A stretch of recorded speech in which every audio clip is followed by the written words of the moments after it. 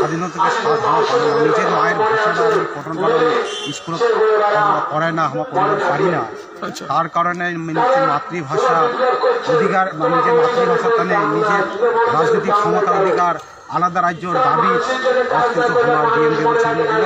তার লগে লগে যে বর্তমান সরকার যে মানে দিল্লির গভর্নমেন্ট যে আমার জীবনশিল্প ঢাকায় আনিয়া শান্তির আলোচনা বিলি করেছে, যে কথাটা দিছে, যে কথা কয়ে আনিছে যে তোমার আইসো, তোমার আসলে করে তোমার জন্য কেন্দ্রশাসিত অঞ্চল দেওয়া হবে, তার লগে লগে কামতাপুরী ভাষাটা অষ্টম বিল পাস করা হবে। এখানকার মানুষের জমি যার যে অধিকার জমি জায়গা হাতছাড়া হচ্ছে তার জন্য সেফগার্ড দেওয়া হবে, এসটি দেওয়া হবে। এইরকম অনেকগুলো প্রপোজাল দেওয়ার পর আনার পর এখন ভেঙে পড়েছে। আমি খবর চাও 2014 আমার কিন্তু বিজেপির সাপোর্ট করেছে এদিকার ভূমিকার আন্দোলনে কামতাপুরীর তরফ থেকে আমার দেখা বলে ভোট দেওয়া দার্জিলিংয়ের এমপি এসেছিলাম ভেন্না বেলা ভোট দিয়ে জিতার পরও আমার আজকে ভাষাটা করেন নাই।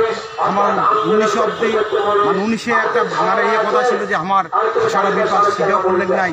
বর্তমানেও কিন্তু ডিলে করেছে, আমরা বুঝবার পারি না ডিলেটা হওয়ার কারণ কি। আমার সত্যিকারে আমার বঞ্চিত করা হচ্ছে, আমার সঙ্গে যে মানে মানে মিথ্যাবাদ ধোকা দিয়া যে আমার দল যে মানুষ সাদা সরল মানুষকে ঠকানো হচ্ছে। আমার কবার চাই যে আমার এটিকার সাদা সরল মানুষও যদি ঠকানো হয়, আমার সাদা সরল মানুষকে ভুল বোঝানো হয়, তাহলে এই ভয়ানক আন্দোলনের মাটিতে হবে। সেদিন এই দিল্লি গভর্নমেন্ট রাজ্য সরকার মানে রক্ষণে আমার বুঝিয়ে দিব যে কাক কয় যে সাদা সরল মানুষের আন্দোলন। সেদিন এই মাটির ভয়ানক থেকে ভয়ানক আন্দোলন